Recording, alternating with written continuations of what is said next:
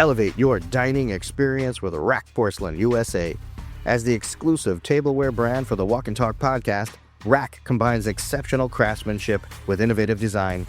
Whether you're a chef, a restaurant owner, or a food enthusiast, Rack's high-quality porcelain products will enhance every meal. Discover the artistry of food presentation and make every dining occasion special. Visit rackporcelain.com today and see how Rack can transform your table. You've just stepped inside the Walk and Talk podcast, #1 in the nation for food lovers, chefs, and storytellers. I'm Carl Fiadini, your host, shining a light on the flavor, the hustle, and the heart of the industry. We're the official podcast for the New York, California, and Florida restaurant shows, the Pizza Tomorrow Summit, the US Culinary Open at NAFM, and the North American media platform for the Burnt Chef Project. Recorded at Ibis Images Studios, where food photography comes alive, and I get the first bite. Find out more, info at thewalkandtalk.com. We're rolling. Quiet on set. Team Walk and Talk Media is here at Michelin-rated Atlas in Atlanta. Oh my goodness. So, Putrevera will be interviewing Chef Freddie Money, winner of the US Culinary Open 2025. This is the ring ceremony. This is badass. Chef, welcome, and thank you for this invitation to come here and be a part of this amazing experience of just sensory, sound, smells, all of the above. And this place is absolutely gorgeous, and it's really puts a fire under me to create when people just walking in the door and feeling the energy here that you actually give to everyone. So thank you so much. Oh, thank you for being here. Of course, Excited to chat to you today. I mean, and it was an honor watching you win. It was an honor watching this go down, and kind of to be a part of the first inaugural class, being the champion of the first one. I think you set the precedent for everyone, and it couldn't have been a better chef. So Thank you. we're very privileged, brother. Okay, so you started off when most kids were trying to figure out what they wanted to do. You decided that you wanted to jump into a kitchen, and like instead of partying, instead of having fun as a normal teenager. Tell us a little bit about that. So I'm from the UK, and at 16, you have a choice to start in the workforce or continue your education at college. So I dabbled at the college piece, but I couldn't find anything that really excited me and something that I saw a career path in. I was a little bit of a mischievous kid, to say the least. And I got a job in the kitchen just to get a job, to make a means. And the kitchen immediately was an exciting place because as a not so disciplined, mischievous teenager, the kitchen, you have a deadline at noon for lunch, you have a deadline at 6 for dinner, and no one's going to tolerate nonsense. So it was that discipline that I needed. Now, on top of that, you have this ability to be creative. So I quickly saw all of these things that I needed and I desired. Like I needed the discipline and I desired the creativity, and that was all in one place. And you got to eat some great food along the way. So I was hooked. And the kitchen that I stepped into, Kensington Place, it was the first place that I applied to, and they gave me a job right away as a junior level chef. So I was at the back peeling carrots over the sink, watching everything go down, and that was exciting. But I was looking at the team like, I could do that. I think I could pick that up. I could do that. And after 3 months of being there, I found out that it was a pretty famous restaurant and the chef was a pretty famous guy. So I'd obviously, coincidentally, accidentally on purpose, maybe landed in a really good place. And the chef at the time, the chef is called Rolly Lee, and he's a very well-known chef in the UK. And we were speaking about education and learning the fundamentals. And he said to me, look, you can go to culinary school and you should do that and you should do the exams, but I'll teach the curriculum throughout the year. So I did get the education required from culinary school, but I learned that really hands-on in the kitchen, because I found at that time, like 1 month in culinary school versus 1 month in the kitchen, the amount I learned was far, far more. And the chef, Rolly, he said to me, stay with me for 3 years and you can go work anywhere in the world. So still being mischievous teenager. After a year and a half, I was like, chef, I've been with you for 3 years now. I'm ready to move on. And he was like, of course, of course, of course. But he sort of, I think, found that rather amusing. But that kitchen did lead to an opportunity to go work in Spain. And I worked in Spain at the height of the molecular gastronomy, El Bulli, Ferran Adria, Paco Roncero, when that was really at its peak. And there I learned, all the fun tricks and techniques that are almost sort of classic now, because this is some nearly 20 years ago. I'm showing my age. But so that was really interesting, because I went from like a classic British kitchen to a hyper modern Spanish kitchen. And I noticed some differences there. I noticed that in the UK at that time, it was all the restaurants were, from my perception, from my seat at that time, almost in silos. And the Spanish kitchens, everyone was working together. And we did a dinner in the laboratory of Paco Roncero. I was the assistant one day, and it was for the Spanish Bocuse d'Or competitor. And all the top chefs in Spain were sat around that table in that laboratory.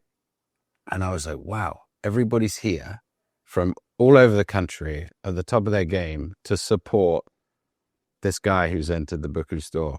So it was a clear sign immediately that whole country is working together to raise the level of gastronomy, which they've done, and they did very successfully. So it's kind of inspiring to see that no one was working in a silo. Everyone was working together and proud to work together. And that was an amazing experience. Spain, after all of that, after those few years there, where I still didn't master Spanish, but I picked it up pretty well, very well after a few beers. I moved back to the UK, and I spent a long time at the Dorchester Hotel under some great chefs like Henry Brosey, Brian Hewson, Alain Ducasse, Jocelyn Haaland, and there I really sort of honed my craft, because I went from ultra modern back to fine dining French cuisine and back to the fundamentals. So I kind of like did it opposite. If what you would imagine you should do traditionally, right? Learn the fundamentals, master the fundamentals, and then you learn all the tricks. So I kind of did it in a different way, which again was amazing. I spent 6 years there. And after sort of those, there was lots of little things in between, stages in Copenhagen at Noma maybe, or stage per se, whatever it was. Fat Duck, like I peppered in lots of extracurricular learning activities, but those two marks and moments in my career in Spain and then in London with other Dorchester Hotel and Ducasse, those are the sort of the anchors of my learning and my career. Also working for the French, I had the opportunity to go to France and work throughout all the Ducasse restaurants in Paris, the bistros, the Michelin stars, and see all of that. So like I was just constantly learning, and I was like craving that knowledge, I guess. So I always said, like, my teens were, what am I doing here? Figuring it out. Okay, let's do it. 20s, extended apprenticeship, and then in my 30s, I became a chef. And I think at that point in time, I'd had enough knowledge in lots of different areas of gastronomy to be able to put together what my food looks like, what is my repertoire. And so that's what I've been building in my 30s. Amazing. Yeah. Was your family involved in this? Were they supportive of it, or did they want you to maybe take an actual career path that wasn't as rugged and wasn't so much about relying on chance, and being in the right place, the right time? So much as whereas the kitchens can sometimes talent gets overlooked because of nepotism or what have you. Were they worried about that? Well, I think, but at that moment in time in the UK, like it was Gordon Ramsay, Boiling Point, that was emerging. And still being a chef was kind of like, I don't know if people thought that was a very serious job or a job that could really take you places, because very few did at that time. But I think my family's always been extremely supportive, and most likely happy that I'd found something that I enjoy and that's going to keep me out of trouble and keep me focused. So I think, you know, you can't have everything, and they got that. But no, they've been super supportive throughout. And we're all foodies. Like my grandmother used to live in Menorca, so we grew up going exploring and chasing flavors around parts of Spain, and we've all, the whole family's into food, into good eating. How about your peers? When you decided to make that career path where you had to dedicate a lot of time and effort into something, most 16, 17-year-olds, they're off in the clouds doing whatever they're doing. Were your peers supportive of you, or they kind of looked at you as an outcast? Get ready to innovate and organize your workspace with Metro. As the industry leader in storage and productivity solutions, Metro is here to transform and organize your kitchen. With their premium solutions, you'll experience the Metro difference. Metro's sturdy and versatile shelving units, workstations, holding cabinets, and utility carts are designed to streamline operations and maximize your productivity. Don't settle for imitators. Metro products last longer and offer unparalleled quality and durability. Plus, many customization options ensure that your workspace is tailored to your unique needs. Visit their website or contact them today to start designing your perfect space. Metro Shelving, your partner in organization and efficiency. Well, I've always had a really tight-knit group of friends. We've been friends really since, like, we're, you know, yay high. So they've always been supportive. This gave them the opportunity to come to nice restaurants and me to cook nice things at home and at parties. But I did miss a lot. Like, you have to remember, like, people come to dinner, to parties, to celebrate, you know, have those moments. So for us on the other side of the pass, that means sometimes you miss a birthday, you miss a celebration, you miss Christmas, whatever it may be. And that's a sacrifice that you just need to make. And if you fight it, it's going to be difficult. It's going to be challenging, because there's no doubt you're going to miss some of those moments. Thankfully, everybody in my life's always been fairly understanding. Or at least they tell me they have been. But without a doubt, yeah, there's some things that I've missed that I wish I hadn't. But, you know, I try not to dwell on that and be grateful for where I am. And I think, like I said before, my 20s were my extended apprenticeship. Like, you had to earn that. It's not easy. You know, it doesn't come easy. There's a lot of hard work that goes into it, a lot of sacrifice and serious dedication to be able to get to a level where you can operate something like this. And now I'm with the custodians of this amazing Michelin-starred restaurant. That's a huge responsibility. Like, I wouldn't be able to do that if I'd not taken it seriously.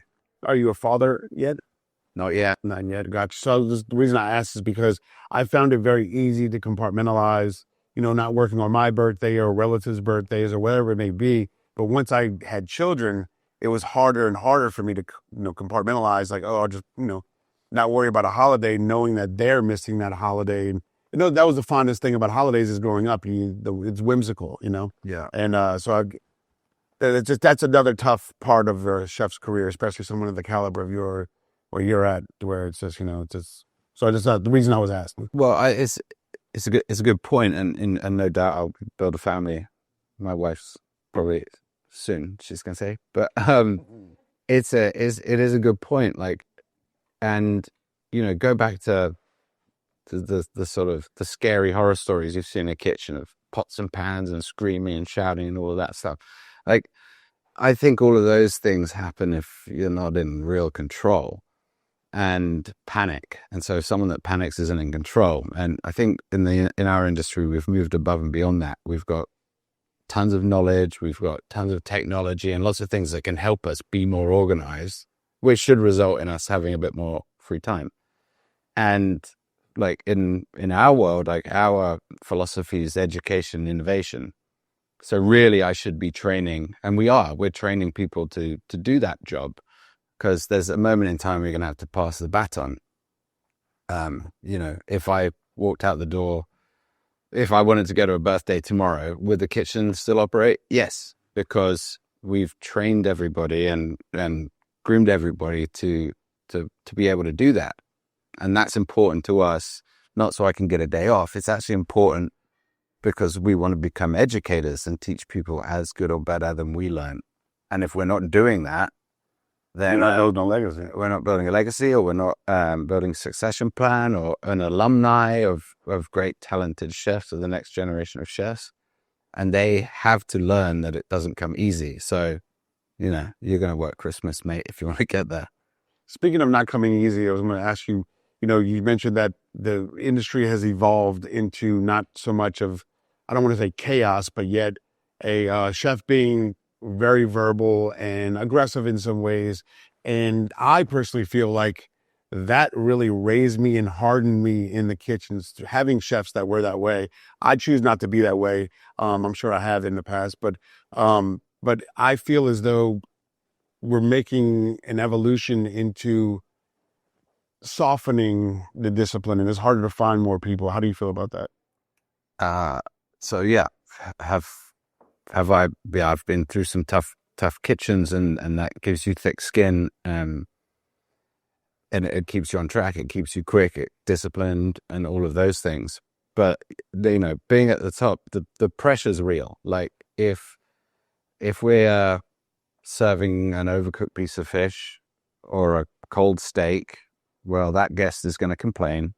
We're going to pay for their bill, and that's going to hurt the business. They're not going to come back, and that's the beginning of the end, right? So you have to, we have to be firm but fair. So we're not, like I said about control, like we're in control. There has to be a level of respect at all levels. Like, I'm going to show up to work on time. If I'm responsible for cooking the fish, have we taught them how to do it? And have we reinforced that training? That's on us. And now that person needs to realize that they've been given that responsibility, and they need to take it seriously, because if they don't, and the fish is overcooked or the fish is cold and the guest complains and the guest, and we take care of their bill, like that's like all of that hard work for us to pay, that doesn't make sense. Mm-hmm. So are we like the olden days of, no, we're not. But you have to be disciplined. You have to be firm, because the real pressure is maintaining the accolades that we've got, is maintaining the amazing food that we do, and really pleasing the guests that's keeping all of this alive. And if those things are abused, then none of this is possible, and it's all of it silly. True. I'm sure the bills here are more expensive than other builders. Let's say. Kind of transitioning in for a little bit of that, but it's like, every chef has a night that nearly broke them. The chaos, the burn, we also live off of that. We thrive off of that. But at the same time, this burn, have you had, can you tell us one of those stories, or many, many stories, I'm sure. But how was that time in your lifetime where you felt that you were going to give up? What inspired you to keep going? Well, there's been many times. And I'm sure there's going to be a few more. But again, if you let that negative control your thoughts, I don't think you're able to make progress. If you're able to stop and say, wow, that mistake is actually an opportunity, it's a learning opportunity for myself and for the team, we acknowledge that. So at the end of every shift, there's like a debrief, and then the debrief, it's okay, what went wrong? How can we do that better? And that's a team effort, because we are a team. Mm-hmm. It's not an individual, it's a team effort. Chefs and food buyers, let me tell you about a product that will generate new excitement on your menu. Fully cooked, pasture-raised, all-natural Australian lamb from Aussie Select. Their award-winning, handcrafted, innovative products are blended with the finest spices and amazing flavors. Options include agave rosemary, tikka masala, lamb pastrami, and lamb prime rib roast. Available sliced or whole with a long shelf life too. Find out more at AussieSelect.com. Tomorrow we're not going to make that mistake again, or we're not going to make that mistake again in the future.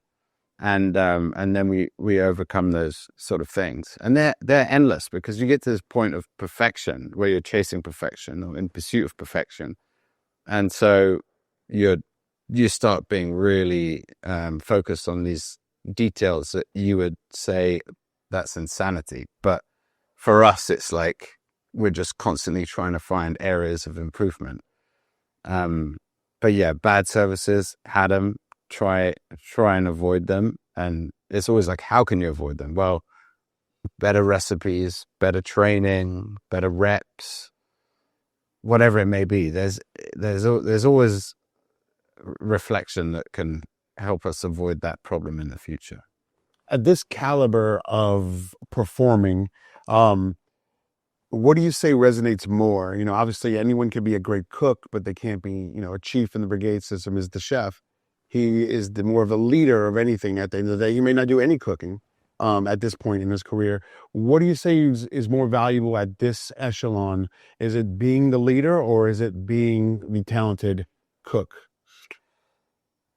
I think it's being the leader and visionary, because there's, in our restaurant, and I'm sure many operate like this, but this is something that we've come to terms with, that, or come to realize, is there's 4 pillars to success, right? You can't do the food without the wine. You can't do the wine without the food. Nothing's going to happen without the service. And then all of this is important to have a great ambiance. So food, service, beverage, and ambiance. So the kitchen team is working with a bigger team to make sure that this is all happening. And yeah, we just focus on improving those areas the whole time. Great answer, Chef. I think we already asked that one. You know, spectacular. 100% of it. You knew that, but I'm just... You've answered so many questions already, kind of. Gotta go through your list. Yeah. So traveling has a way of humbling chefs. What country or kitchen taught you that you didn't know as much as you thought you did? So, travel. This is an amazing job for travel. And one of the best ways to experience a culture is through the food. So when we go traveling, which I've been blessed to, see all corners of the globe, I'm going for food, and we're going to explore new things and new techniques.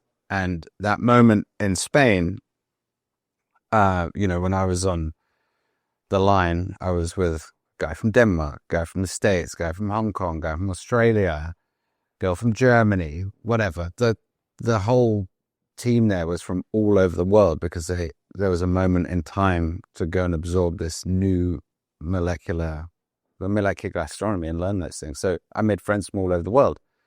After that, it's okay, I'm in Hong Kong. Hey, I'll call my buddy up there, or hey, I'm in Australia. So not only has travel been fun, but I've got friends all over the world, and we're communicating the whole time and exchanging. And then when I go and visit these places, they show you around, and you get to see it from a different lens, because it's not from the tourist book, it's from the local. So I've been really blessed to see some awesome places and peculiar places.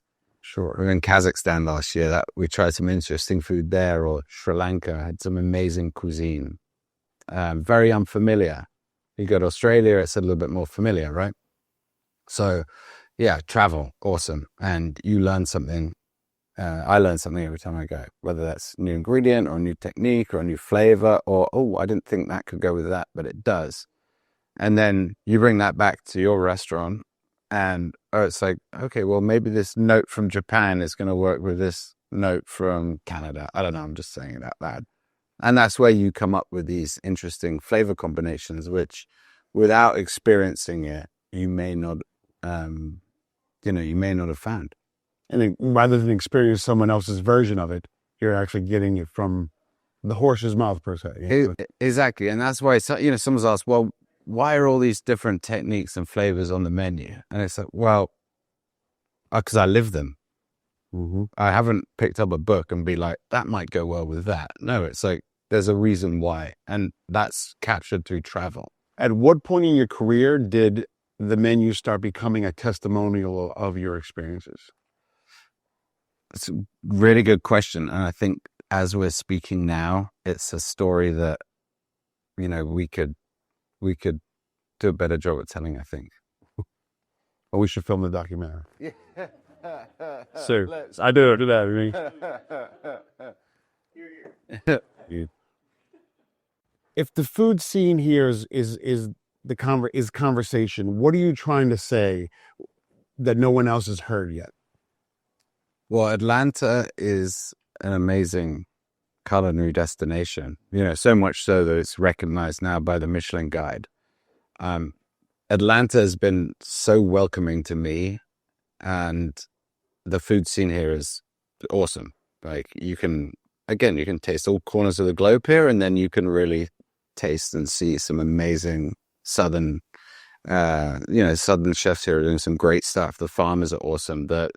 It's when you start taking a deep dive into it, it's wildly impressive. So, I'm going to do what I'm doing in this culinary landscape is what's true to me.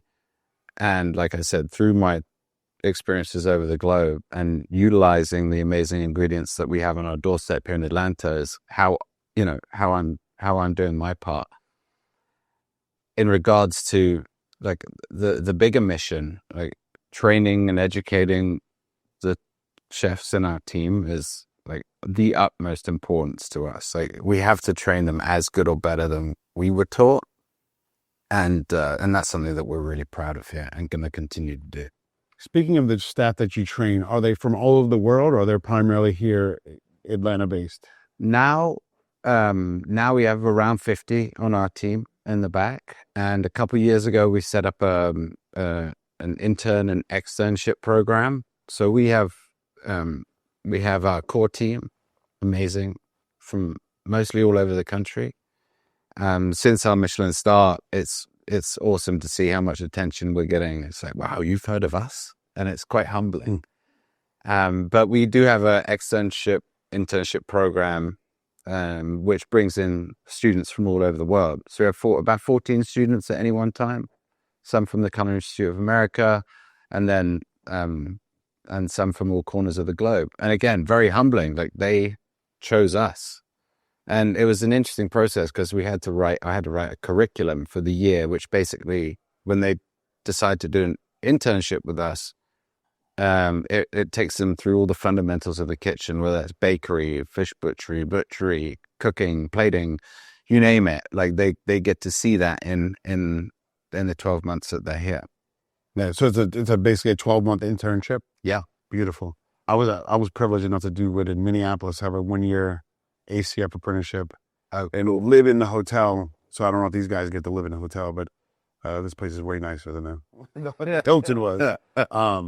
But so do you find, to any aspiring chefs out there, or really people that are chefs as of now, did you find that, for instance, once you got to the Michelin plateau, not plateau, should I say, we keep on going, but Michelin level, once you got to the Michelin level, do you find that the checkbooks open up from food and beverage directors? Do you find that you're able to be way more creative or have more carte blanche than you would normally if it was the process of getting there? Yeah, I would say so. And naturally speaking, you would, but a lot of times people feel trapped within a budget and within their creative realm. But once you get to a pinnacle, it's like, and you get to do whatever you want to do, or restaurant business is tough business. We're privileged to be busy, so that keeps us on track. And the food's flowing through the kitchen. There's, if you have a quiet restaurant, it's tougher to manage. You've got waste to think about.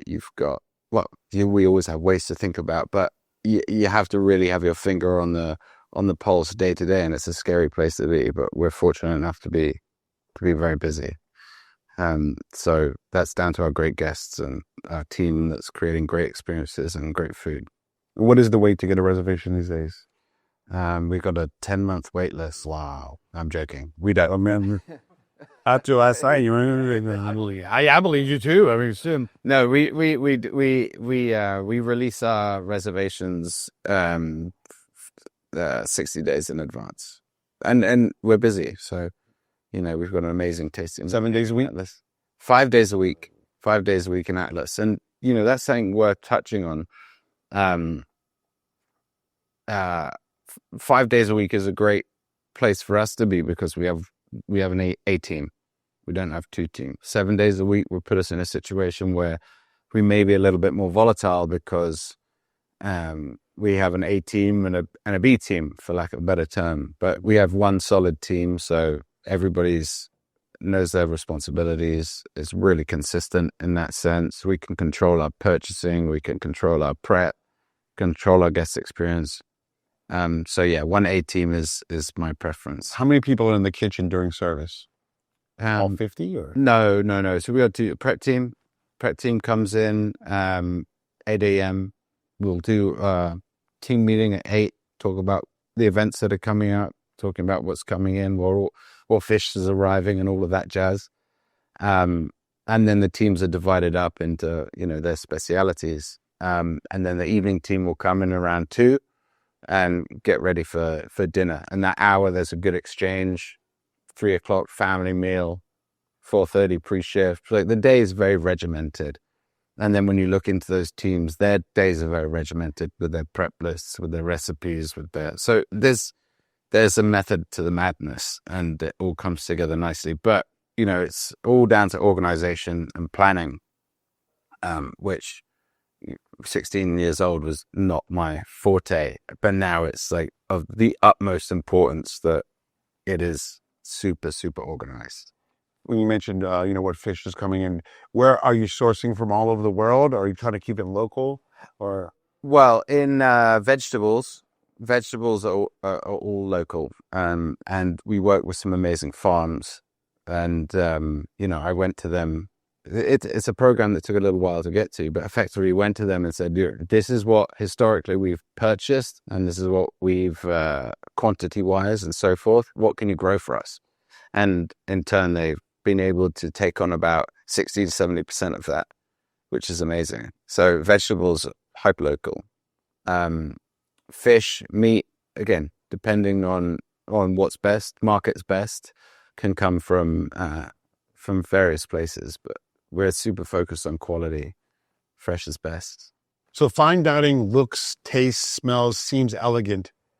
Explain the back of the house in the organizing of the chaos. I thrive off creativity. So the dishes and the process in which we take to design those dishes is very detailed. And, it starts with the format of our menu. We start with a caviar dish, then a vegetable dish, then a egg or a pasta, shellfish, poultry, beef. And anyway, there's a framework to how we structure that menu. And then when you take the next step is what techniques are you using throughout those dishes, what temperatures are you using throughout those dishes, what colors are you using throughout those dishes, and so forth. And then it becomes really complicated because everything has to have its unique point of difference, as I say. So everything has to be completely different. So I have this, like I said, it's almost to the point of insanity, this matrix, which, we'll talk about the ingredients, we'll talk about the color, the plate, the cutlery, the temperature, the technique, you name it, it's on there. And so we can cross-reference to make sure that there's nothing the same. So each dish delivers a very, very unique experience and has its own voice. And this is seasonal, correct? It's seasonal, yes. It's a lot of work. And, we want to create a moment where there's a wow. At the beginning of the menu with our snacks, there's a lot of fun techniques. And I think there's a lot of influence from time in Spain with a burst here or something that dissolves the fun textures and so forth. But again, a little journey of techniques throughout my career. And we have that at the end of the meal as well.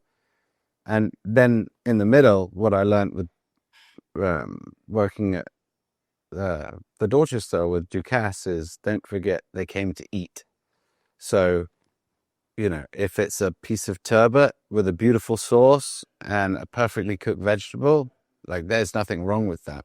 That's what it's about. So we don't want to drift too far away from the truth, and there won't be 1,000 things going on with 1,000 different, smoke and bubbles on one plate, because it's about great ingredients, great produce married together with a brilliant sauce as the main part of the meal. We can have fun left and right with these snacks and introduce fun techniques, but those techniques need to have their own voice.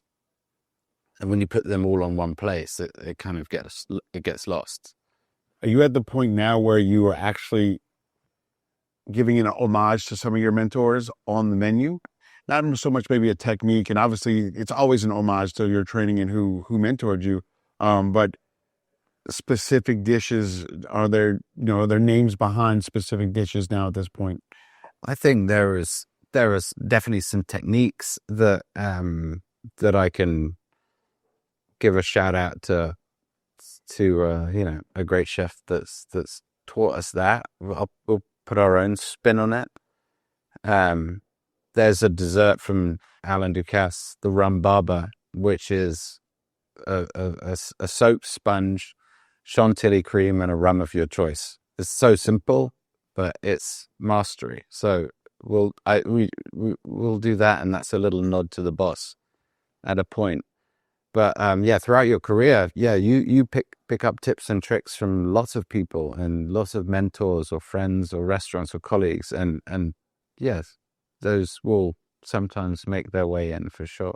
Do you ever look at a dish and think, I've gone too far, or maybe I need to slow things down and not be so uber creative and maybe just give people a great meal, dining experience?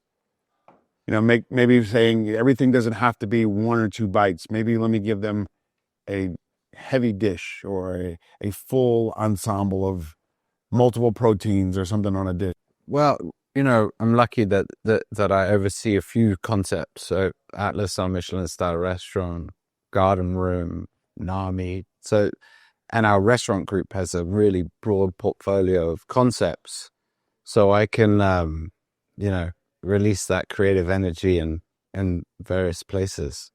But I just go back to, don't forget they came to eat. So when Chef Nick called your name at the US Culinary Open, were the first people you thought of the people that supported you to get to that point, or was it the people who didn't support you? Yeah, I was in shock. It was an amazing moment, and it was, so obviously it's a huge honor, and I'm so grateful and humbled by it. I think the supporters. I worked for when I was taking on a job in the past, I had a few people come to me and they were like, don't go and work there. It's a nightmare. It's so difficult. You're going to work all hours, and the chef's, not a pleasant person. Anyway, I did it. I didn't listen to any of them. And what I realized was the chef was difficult, but he had standards, and everybody that was complaining failed. So it was an eye-opener to me that I shouldn't listen to that, because they weren't successful. Their reaction is to apply and blame or deflect, maybe. Yeah. So as a result of them not being successful, the instinct is to try and burn the house down. But my perspective was completely different. He was I won't name them, but amazing chef, amazing restaurant. And if you worked hard, you would learn an awful lot. Yeah, if you jerked off or if you didn't take it seriously, you weren't going to be successful. So, and back to your question, if there is, am I tough? Yes, but I'm tough about the standards and tough about getting it right for our guests, and we try and do that in the most inspirational way possible. And we're lucky to have such an amazing team that appreciates that. But you also, when you come to a restaurant of that standard, like any sports team, you have to be able to play. Otherwise, you're not on the team. So once you get to a point where you get so many awards, I think people don't realize how hard it is to get to that point. They see the shine, they see the glamour, they see the bright lights. But what do you have to tell everyone, especially aspiring chefs, about the dedication and hard work it takes to get to a point of a Michelin star and to win a competition like the US Culinary Open? I've been in the kitchen for over 20 years now, and you can't rush it. You have to learn the fundamentals. You have to learn the foundations. And these building blocks will allow you to, be creative. But, it's interesting because let's say I fast forward and became a chef with very little experience. Well, I'm setting myself up for failure because I can't answer all the questions that my team is going to ask me. I can't train. I don't have a big repertoire. I did a private chef job, in my 20s, and I quickly realized after a week of doing breakfast, lunch, and dinner, I had no more recipes to cook, and they wanted something different every day. I was like, so I've been through a lot of moments throughout my career that have made sense to keep going and keep learning. Now you can never stop learning in the kitchen because the gastronomy is like we spoke about earlier. There's so many different kinds of cuisine in this world. Like, where do you stop? So that's why, like, for me, it's been important to understand the kind of food that I want to serve and then refine that repertoire there. But to young chefs, there's so much to learn and you can't rush it. And those building blocks are really important because once you've learned the skills and the techniques, then you need to learn about the food cost and the scheduling and all the other things that come with it. And it's really important as well that the team below you are able to learn from you. So if you've rushed that, you won't be able to teach because that's really what it is that we're doing here. We're teaching and we're training. I'm not cooking the fish every night. That's knowledge that's been handed down and trained to those guys and girls. We're designing, we're the architects now and orchestrating how it all happens. But I can't do any of that had I not lived it. And had I rushed it, we definitely wouldn't be here today. So don't rush it. When your career is over and you decide to retire, do you want people to remember you for the awards and accolades you gained or for the scars and burns that you received? I think a little bit of both. I like to get. I'm a worker. I don't forget where I came from, and I'm extremely humbled to have won some amazing accolades. But I still think there's ways to go, and there's room to grow. And I learned that through the graft. Like, I'm not afraid to roll up my sleeves and work, and I don't think that's ever gonna not be the case because, again, they came to eat. I'm a chef. Let's not drift too far away from the truth here. I'd love to be known as a good leader and a mentor, and it's interesting to see how, like, as you get older, that kind of starts to happen naturally. But what drives me is that education and innovation every day. Chef, we appreciate the time you spent with us. Let's go ahead and get you inaugurated as the 2025 US Culinary Open champion. Thank you. Let me tell you about my friends over at Citrus America and their amazing juicing equipment. They're revolutionizing the way you enjoy freshly squeezed juice. They're at the best hotels, restaurants, and markets. Their mission is simple. Develop a unique consumer experience with on-premise juicing, deliver healthy taste options to clientele, and juice more faster. It's that easy. Citrus America supplies the highest quality juicing equipment and solutions in the industry. So whether you're a small business owner or a large corporation, Citrus America has the right juicing equipment for you. Find out more at citrusamerica.com.